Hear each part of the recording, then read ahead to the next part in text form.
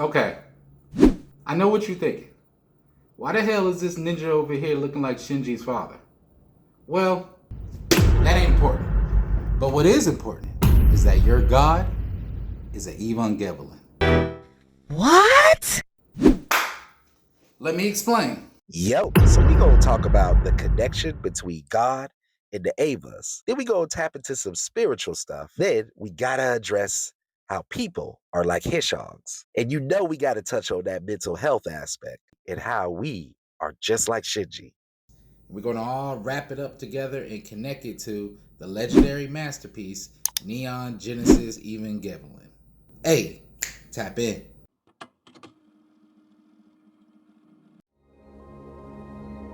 So let us connect the dots between the Avas and God and see what they have in common. And when I mean God, I'm using the reference of religion to what we normally conceptualize as our higher power. Usually a man of great will, great power, great authority, one that we should serve and be obedient to. But really, God, what is God? What's a God? Since the dawn of humankind, we tried to define this invisible force. But maybe that's the problem. For a God that is defined is a God that is confined. And any definition of God is filtered through our human lens.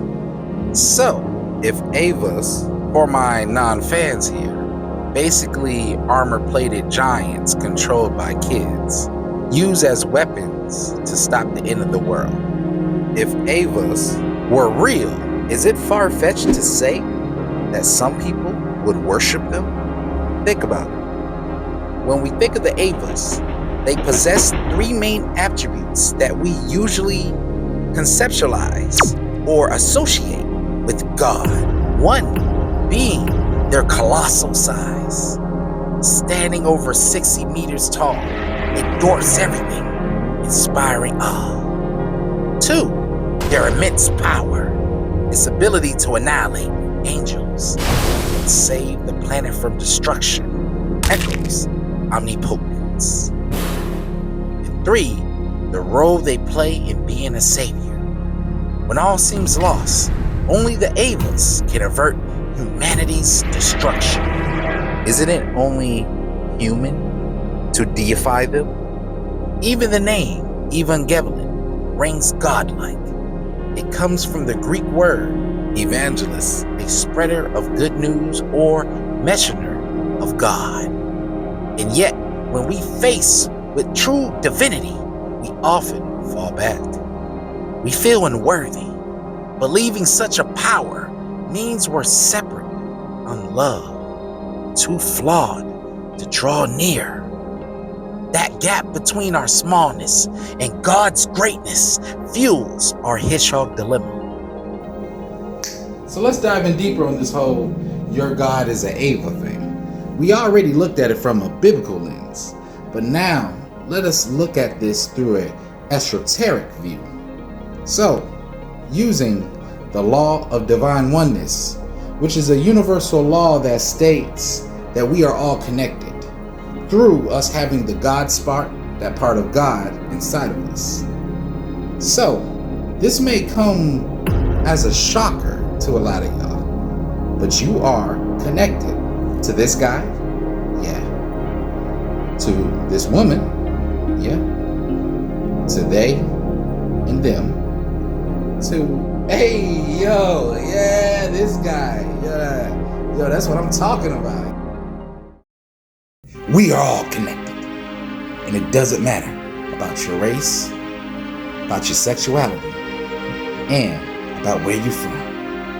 For we are all connected through the God spark that is within us all, blessing us each and every day, enriching our lives, and empowering us. But let me pose a question.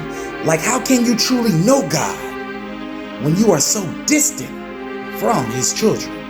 Think about that. Like, how can you know this infinite energy when you believe in separation? For until we realize that we are all connected, we will stay disconnected from the part of the God essence that lies inside each and every one of us, which is a reflection of who you are in ultimate reality. Let that sink in, for we are all part of the God experience. But we keep giving into separation, all because of the Hedgehog dilemma.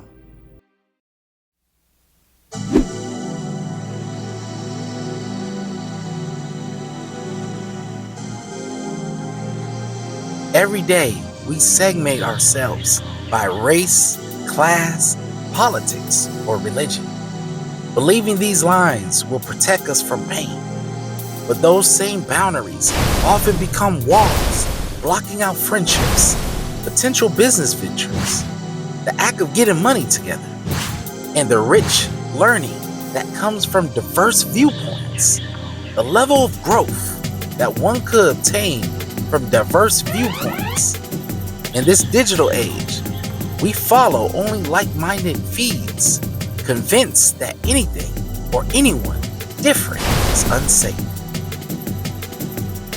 And don't you see, we are the Hedgehogs trapped in a dilemma. For just like in nature, the hedgehog yearns for warmth and connection, but cannot embrace each other due to the pricks on their backs. We, as human beings, mirror this. We yearn for connection, but fear the prick of intimacy.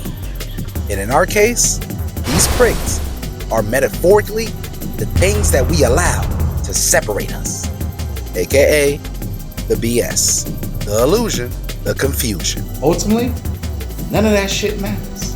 But what does matter is how you treat each other, for they are reflections of yourself. You might hold back from connecting with a colleague that graduated from the same school as you. Avoid that community meetup or mute friends whose beliefs don't mirror your own. All because you're worried that the prick of disagreement will sting too much. Yet every time we pull away, we miss the chance to grow and to elevate. What if instead of retreating, we treated each new connection like a gentle test, feeling the quills without letting them shutting us down? Every day, we create invisible fences by race, class, politics, or religion, assuming these barriers will spare us from pain. So, have you ever thought to ask yourself, that thing that I am against, that idea, that belief, that culture, that race, is it really me?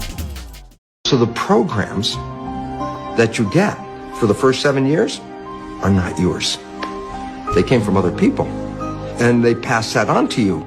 But the problem is, it's not just the previous generation, the generation before, the generation before, so we pass down through the family. Here's the problem, big time. Science has found that 95% of our life we're thinking. When the conscious mind is thinking, it's not paying attention. When the conscious mind is not paying attention, the subconscious program is the default. Well, if you understand that, then it says only 5% of the time you're running your life with your creative mind, the wishes and the desires and what you want. 5%, 95% of your life is coming from the program. Yeah, but the program is not your wishes and desires. It's other people's behavior. 95% of the day you are playing programs that psychologists tell us are limiting, disempowering, self-sabotaging. All of us, every one of us, every day, plays programs that we don't see, and they're not ours. All we see is the result. And we go, oh my goodness, this is not what I wanted. Yeah, but this is what you created. You and I, we don't have beliefs, but beliefs have us. And now we have a deeper understanding of how certain programs can shape our mental narrative when it comes to a particular social group or demographic, making us distant ourselves from God's children.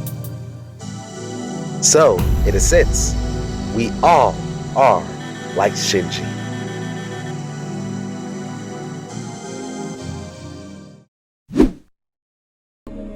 Fear in myself, being rejected. By whom? But who? I'm afraid of. What will I do if people hate me? What should I do? Because people tell me to. What's wrong with that? It's for everybody's sake! Why shouldn't I? That's right! It's a good thing! It's a really good thing to do! Everybody praises me when I do it! They're so nice to me then! You're lying! You're an idiot! That means you're actually doing it for yourself! You're making up excuses for yourself like you usually do! Am I? You're holding on to this mentality that you're doing your very best to serve others, but that's just a cop-out and you know it! Is it really? You're lonely, no two ways about it, Shinji. I am? You are in a convenient symbiotic relationship, and that's dependency! Maybe that's it. You're hoping you will be sought after by others. That's the thing that's actually motivating you. That might be true.